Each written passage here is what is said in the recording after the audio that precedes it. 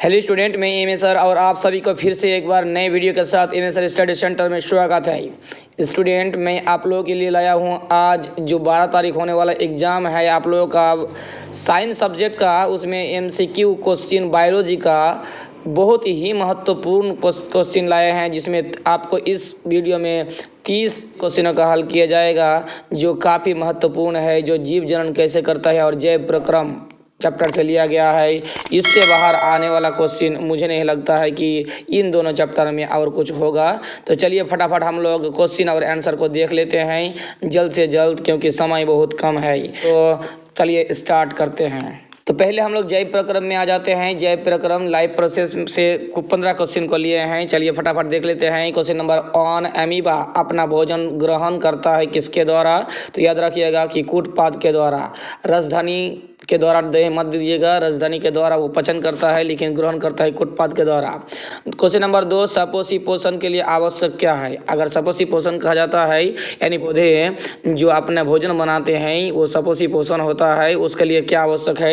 हरित लवक, सूर्य का प्रकाश, carbon dioxide तथा जल, इनमें सभी। तो इनमें सभी होगा क्योंकि ये सभी की आवश्यकता होती है। क्वेश्चन नंबर 3, निम्नलिखित में कौन सा यौगिक कोशिकाओं में रासायनिक ऊर्जा का सार्वजनिक वाहक है? यानी इसमें रासायनिक ऊर्जा का सार्वजनिक वाहक पूछा गया है, जिसमें एडीपी, एटीपी, एनएडी, एफएडी जो ऑप्शन दिया गया है। तो सही आंसर हो जाएगा 3 नंबर का बी, एटीपी। याद रखिएगा एटीपी जो क्या होता है, रासायनिक ऊर्जा का सार्वजनिक वाहक होता है। क्वेश्चन नंबर 4 में आ जाते हैं। जीवों में शरीर से उपक्षेप क्रियाओं के फलस्वरूप उत्पन्न अपशिष्ट पदार्थ का निष्कासन क्या कहलाता है? यानी जो हम लोग खाना खाते हैं बाद में जो मल त्याग करते हैं, मूत्र त्याग करते हैं, उसे क्या कहा जाता है? तो 4 नंबर का सही आंसर हो जाएगा बी, उत्सर्जन। इस प्रक्रिया को क्या कहा जाता है? उत्सर्जन कहा जाता है। 5 नंबर, वृक्क की संरचनात्मक एवं क्रियात्मक इकाई को क्या कहते हैं? तो ये कहा जाता है नेफ्रॉन। याद रखिएगा, ये आसान सा क्वेश्चन है। क्वेश्चन नंबर 6 में आ जाते हैं। पौधों के उत्सर्जी पदार्थ क्या है? टैनिन, रेजिन, इनमें सभी। तो इनमें सभी होगा। ये सब क्या है? पौधों का उत्सर्जी पदार्थ है। जैसे हमारे उत्सर्जी पदार्थ माल मूत्र होता है, उसी प्रकार पौधों में गोंद, टैनिन, रेजिन ये सब उत्सर्जी पदार्थ होता है। क्वेश्चन नंबर 7 में जाते हैं कि मनुष्य में सांस लेने और छोड़ने की क्रिया को क्या कहा जाता है? तो इसे कहा जाता है श्वास। ये काफ़ी इंपॉर्टेंट है, आसान है लेकिन बहुत ही इंपॉर्टेंट है बायोलॉजी में। क्वेश्चन नंबर 8 में आ जाते हैं कि मानव हृदय में कितने कोष्ठ होते हैं? तो मानव हृदय में 4 कोष्ठ होते हैं। डी नंबर से आंसर। क्वेश्चन नंबर 9, मानव रक्त में उपस्थित यूरिया की सामान्य मात्रा क्या होता है? तो इसका सही आंसर हो जाएगा, आप लोग याद रखिएगा, 9 नंबर का बी, 20 मिलीग्राम होता है इसका सही आंसर। जिसमें मानव रक्त में ये यूरिया का जो मात्रा होता है वो 20 मिलीग्राम होता है। क्वेश्चन नंबर 10 में आ जाते हैं कि वह प्रक्रम जिनके द्वारा शरीर में ऊर्जा उत्पादन होता है वो क्या कहलाता है? तो इसे कहा जाता है श्वसन। आप लोग इसमें कंफ्यूज मत कीजिएगा। बहुत कोई सोचता है कि पोषण, हम लोग खाना खाते हैं ऊर्जा उत्पन्न होता है, ऐसा कुछ नहीं है। पोषण सिर्फ पाचन का विधि है और उसका विखंडन करके ऊर्जा उत्पन्न करना श्वसन का काम है। तो इसमें किसी भी प्रकार का कंफ्यूजन नहीं। 10 नंबर का सही आंसर ए है। क्वेश्चन नंबर 11 में आ जाते हैं कि कौन सी क्रिया सभी जीव के लिए अनिवार्य है? प्रकाश संश्लेषण, वाष्पोत्सर्जन, श्वसन, चलन। मतलब इसमें कह रहा है कि कौन सा क्रिया जो है वो सभी जीवों के लिए, इसमें पौधा नहीं, सभी जीवों के लिए अनिवार्य है। तो 11 नंबर का सी जो है, ये श्वसन जो है सभी जीवों के लिए, चाहे पौधा हो, जंतु हो, छोटा बड़ा, सभी के लिए ये बहुत ही आवश्यक है। तो 11 नंबर का सही आंसर हो जाएगा सी। क्वेश्चन नंबर 12, मैग्नीशियम पाया जाता है कहाँ पाया जाता है? क्लोरोफिल में, लाल रक्त कण में, वर्णलवक में या श्वेत रक्त कण में? तो क्लोरोफिल में मैग्नीशियम पाया जाता है, ये पत्तियों में पाया जाता है। याद रखिएगा, क्लोरोफिल में मैग्नीशियम नामक एक तत्व पाया जाता है। तो 12 नंबर का ये सही आंसर।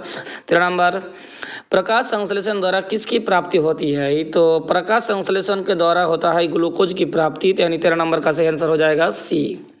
क्वेश्चन नंबर 14 में आ जाते हैं। रक्षी कोशिकाएं पाई जाती है कहाँ? जड़ में, पत्तियों में, फूलों में या फलों में? तो याद रखिएगा, पत्तियों में पाया जाता है गार्ड सेल, जिसे अंग्रेजी में गार्ड सेल कहते हैं, वही होता है रक्षी कोशिकाएं। ये बंद और खुलता है, ये प्रक्रिया चलता है वाष्पोत्सर्जन के दौरान। तो ये हम लोग डिटेल्स में कभी पढ़ लेंगे। अब याद रखिएगा, रक्षी कोशिकाएं पाए जाते हैं पत्तियों में। क्वेश्चन नंबर 15, जैव प्रक्रम का ये लास्ट क्वेश्चन है। मनुष्यों के शरीर के सबसे बड़ी ग्रंथि क्या है? तो याद रखिएगा, लीवर जो है, यकृत जो है, हिंदी में यकृत कहते हैं, ये सबसे बड़ा ग्रंथि होता है। यानी 15 नंबर का ए सही आंसर। अब चलते हैं हम लोग जीव जनन कैसे करते हैं। इसमें से 15 क्वेश्चन को लिया है, बहुत ही महत्वपूर्ण है, देख के जाइए, एकदम वीडियो के लास्ट तक बने रहिएगा। आपके लिए एक होमवर्क भी रहेगा, इसको आपको कमेंट बॉक्स में कमेंट करके आंसर देना है। क्वेश्चन नंबर 16, पुष्पी पादपों में लैंगिक जनन होता है। पुष्पी पादप जो है तो होता है, उसमें लैंगिक जनन किसके द्वारा होता है? पत्तियों के द्वारा, फूलों के द्वारा, तना द्वारा, या कोई नहीं तो इसमें होता है फूलों द्वारा, क्योंकि पुंकेसर और स्त्री केसर फूल में होता है, तो पुष्पी पादप में लैंगिक जनन होगा फूलों द्वारा। क्वेश्चन नंबर 17 में आ जाता है कि मानव मादा के जनन तंत्र का भाग नहीं है। याद रखिएगा, मानव मादा पूछा गया है तो अंडाशय ये मानव मादा में पाया जाता है, गर्भाशय पाया जाता है, शुक्रवाहिका ये नर में पाया जाता है, यानी सही आंसर हो जाएगा शुक्रवाहिका। डिम्ब वाहिनी भी पाया जाता है किसमें? मानव मादा में।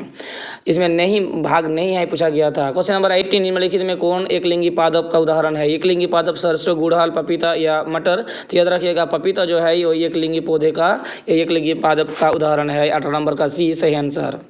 क्वेश्चन नंबर 19, मुकुलन द्वारा प्रजनन होता है किसमें? अमीबा में, ईस्ट में, मलेरिया में या पेरिमेसिया में। तो याद रखिएगा ईस्ट में जो होता है वो मुकुलन द्वारा प्रजनन होता है। इसके अलावा हाइड्रा में भी मुकुलन के द्वारा प्रजनन होता है, याद रखिएगा। क्वेश्चन नंबर 20, मानव मादा में निषेचन होता है गर्भाशय में, अंडाशय में, योनि में या फेलोपियन नलिका में। तो याद रखिएगा फेलोपियन ट्यूब यानी फेलोपियन नलिका में मानव मादा में निषेचन होता है। निषेचन के पश्चात भ्रूण का विकास होता है गर्भाशय में जाकर, लेकिन फेलोपियन नलिका जिसे अंडवाहिका कहते हैं वो याद रखिएगा, उसे अंडवाहिका भी कहते हैं, तो वो फेलोपियन नालिका में मानव मादा का निषेचन होता है। क्वेश्चन नंबर 21, मुकुलन द्वारा आलैंगिक जनन होता है किसमें? हाइड्रा में, मटर में, शैवाल में या प्लाज्मोडियम में। तो अभी हम बताएं कि हाइड्रा में और ईस्ट में होता है मुकुलन जनन। क्वेश्चन नंबर 22, फूलों में नर प्रजनन अंग होता है पुंकेसर, अंडक, वर्तिका या वर्तिका। तो याद रखिएगा 22 नंबर का सही आंसर हो जाएगा ये पुंकेसर। क्वेश्चन नंबर 23, फूल का कौन सा भाग फल में बदलता है? पुंकेसर, स्त्री केसर, अंडाशय या बीज। तो अंडाशय जो है ये फूल का ऐसा भाग है जो बाद में फल में बदल जाता है। 23 नंबर का सी सही आंसर। क्वेश्चन नंबर 24 में आता है कि द्विखंडन होता है किसमें? अमीबा में, पेरिमेसिया में, लिस्मेनिया में या कोई नहीं। तो याद रखिएगा द्विखंडन विधि से जनन होता है अमीबा में। क्वेश्चन नंबर 25, तने द्वारा कायिक परिवर्धन होता है पुदीने में, हल्दी में, अदरक में, सभी में। तो कायिक परिवर्धन द्वारा होता है सभी में, इन सभी में, हल्दी, अदरक, पुदीने सभी में ये होता है कायिक परिवर्धन द्वारा जनन। क्वेश्चन नंबर 26, शुक्राणु का निर्माण होता है वृषण में, गर्भाशय में, अंडाशय में, इनमें सभी। तो याद रखिएगा कि मानव नर वृषण में होता है शुक्राणु का निर्माण, तो यानी सही आंसर हो जाएगा 26 का ये। क्वेश्चन नंबर 27, निषेचन क्रिया के पश्चात युग्मनज में क्या बनता है? निषेचन जब हो गया उसमें युग्मनज में क्या बनता है? बीज, भ्रूण, खून का थक्का, इनमें सभी। तो याद रखिएगा 27 नंबर का सही आंसर हो जाएगा भ्रूण बनता है निषेचन के पश्चात। क्वेश्चन नंबर 28, वह प्रक्रम जिसके द्वारा जीव अपने जैसे संतानों की उत्पत्ति करता है क्या कहलाता है? तो इसका सही आंसर हो जाएगा जनन। ये अब एकदम आसान सा को सवाल था। क्वेश्चन नंबर 29, इनमें कौन आलैंगिक जनन की विधि है? आलैंगिक जनन का विधि विखंडन, मुकुलन, बीजाणु जनन सभी है, इनमें सभी ये है सभी आलैंगिक जनन। इसके लिए नर या मादा की आवश्यकता नहीं होती है। क्वेश्चन नंबर 30, ये लास्ट क्वेश्चन है इस वीडियो का, नर युग्मक तथा मादा युग्मक के संयोजन से क्या बनता है? तो ये रहा आप लोगों के लिए होमवर्क। जाइगोट बनेगा, अंडाणु बनेगा, शुक्राणु बनेगा या बीज बनेगा। आपको इसका सही आंसर कमेंट बॉक्स में कमेंट करके देना है। तो चलिए नेक्स्ट वीडियो में मिलते हैं। अगर वीडियो अच्छा लगा है तो लाइक करके जाइएगा, शेयर बटन के साथ सभी को फैला दीजिए, और अभी तक चैनल में नहीं जुड़े हैं या नए हैं तो सब्सक्राइब बटन के साथ साथ पास में बना बेल आइकन भी प्रेस करके जुड़ जाइएगा। इसके लिए पैसा खर्च नहीं करना पड़ता है और हम लोग को मेहनत बेकार नहीं जाता है। तो चलिए मिलते हैं अगले वीडियो में, तब तक के लिए धन्यवाद।